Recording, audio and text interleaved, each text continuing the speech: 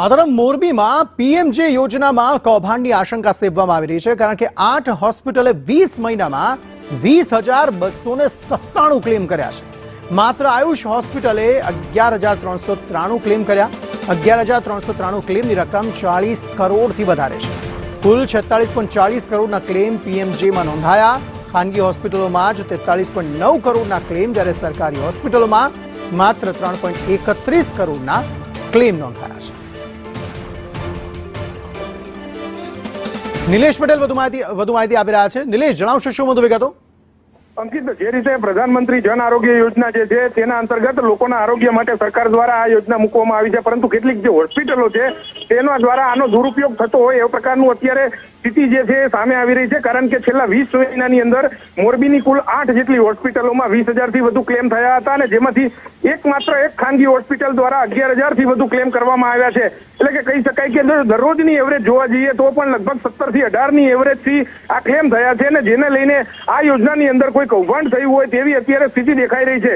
કુલ 46 કરોડના જે છે એ ક્લેમ આ 20 મહિનાની અંદર થયા છે, અને તેમાંથી 40 કરોડના ક્લેમ માત્ર એક જ હોસ્પિટલ દ્વારા કરવામાં આવે, ત્યારે પ્રશ્ન ઉભો ચોક્કસથી થાય છે. અંકિત, એ ક્લિનિકલ એસ્ટાબ્લિશમેન્ટ એક્ટ હેઠળ તેનું રજીસ્ટ્રેશન થયું હતું કે નહોતું થયું તેની કોઈ માહિતી, નિલેશ?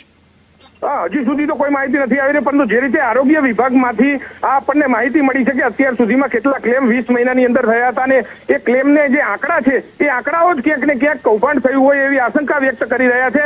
હવે આ બાબતે સંદેશ ન્યૂઝ ઊંડી તપાસ પણ કરશે, અને જો આવું કોઈ કૌભાંડ થયું હોય તો સરકારી નાણાંનો દુરુપયોગ કરવા બદલ જવાબદારો સામે પગલાં લેવાય તેવી એક સ્થિતિ પણ સરકાર સામે મૂકવાની પ્રયત્ન કરવામાં આવશે. અંકિત. જી નિલેશ, આભાર સમગ્ર માહિતી આપવા માટે. તો આ મામલો ખૂબ જ સ્પષ્ટ છે કે ક્લિનિકલ એસ્ટાબ્લિશમેન્ટ એક્ટ હેઠળ આમ તો 2022થી અમલમાં આવ્યું છે, પરંતુ હજુ સુધી એવી મોટા ભાગની હોસ્પિટલો છે કે જેણે રજીસ્ટ્રેશન નથી કરાવ્યું. તેમ છતાં પણ પીએમજેના પૈસા જે છે તે ખૂબ જ સારી રીતે હોસ્પિટલોને ક્લેમ જ્યારે કરવામાં આવે છે ત્યારે મળી જાય છે.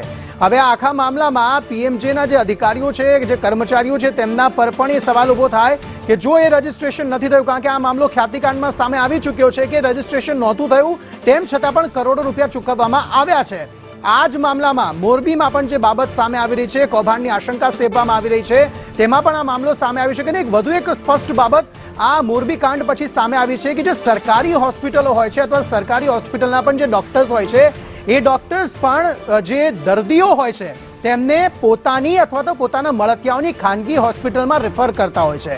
તેઓ કહેતા હોય છે કે સરકારી હોસ્પિટલમાં જો તમે કોઈ ઓપરેશન કરાવશો તો થોડા ઘણા પૈસા તમારે ચૂકવવા પડશે, પરંતુ પીએમજે જો કાર્ડ તમારી પાસે છે તો તમે કોઈ ખાનગી હોસ્પિટલમાં એક પણ રૂપિયો ચૂકવ્યા વગર ત્યાં તમે ઓપરેશન કરાવી શકશો ને. એના જ કારણે દર્દીઓ જે છે તે સરકારી હોસ્પિટલમાં નહીં પરંતુ ખાનગી હોસ્પિટલમાં ઓપરેશન કરાવે છે.